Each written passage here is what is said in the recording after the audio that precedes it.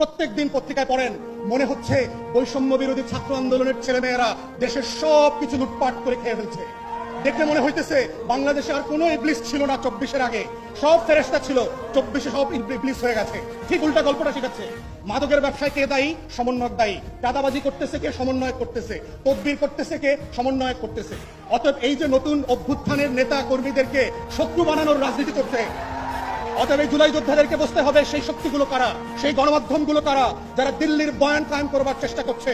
বাংলাদেশকে যারা নতুন করে স্বাধীন করেছে, সেই স্বাধীনতার নায়কদেরকে প্রত্যেক দিন প্রত্যেক রাতে বাংলাদেশের শত্রুতে পরিণত করছে, দেশের জনগণের মুখোমুখি দাঁড় করানোর চেষ্টা করছে।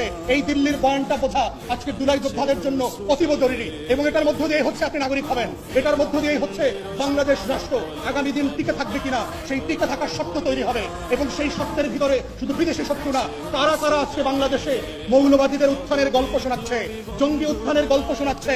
এই গল্প তো আমরা 2001 থেকে দেখেছি, যেই গল্পগুলোর মধ্য দিয়ে আমার মাদ্রাসার ছাত্র আলেম ওলামায়ে কেরাম বিরোধী দলের রাজনীতিবিদদেরকে গুম করার, খুন করার, আয়না ঘরে নেওয়ার বৈধতা তৈরি হয়েছে।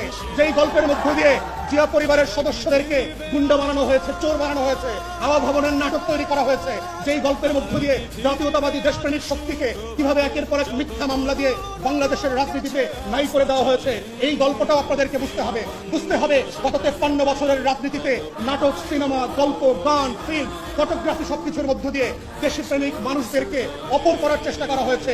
যারাই দিল্লির আধিপত্যবাদ মানছে না তাদেরকে জঙ্গি কার্ড দেওয়া হচ্ছে, তাদেরকে মৌলবাদী বানানো হচ্ছে, তাদেরকে হাওয়া ভবন বানানো হচ্ছে, তাদেরকে দেশের শত্রু বানানো হচ্ছে, তাদেরকেই পশ্চিমের কাছে গিয়ে বলা হচ্ছে বাংলাদেশে নাকি দক্ষিণপন্থীদের, মৌলবাদীদের উত্থান ঘটছে।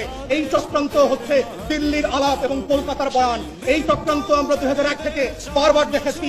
বাংলাদেশের দেশপ্রেমিক শক্তিকে, গণ অভ্যুত্থানের পক্ষের শক্তিকে, জাতীয়তাবাদী শক্তিকে কিভাবে নাই করে দেবার বয়ান এবং বৈধতা তৈরি করেছে। তাই আজকে যারা জুলাই যোদ্ধা ছিলেন আপনাদেরকে বুঝতে হবে সেই শত্রুরা কারা, কারা কারা গণমাধ্যমে বসে পুরাতন বাংলাদেশের বন্দোবস্তকে ফিরিয়ে নিয়ে আসার চেষ্টা করছে, কারা কারা প্রত্যেক দিন রাতে টকশোতে বসে জুলাইয়ের বিরুদ্ধে মতামত তৈরি করছে।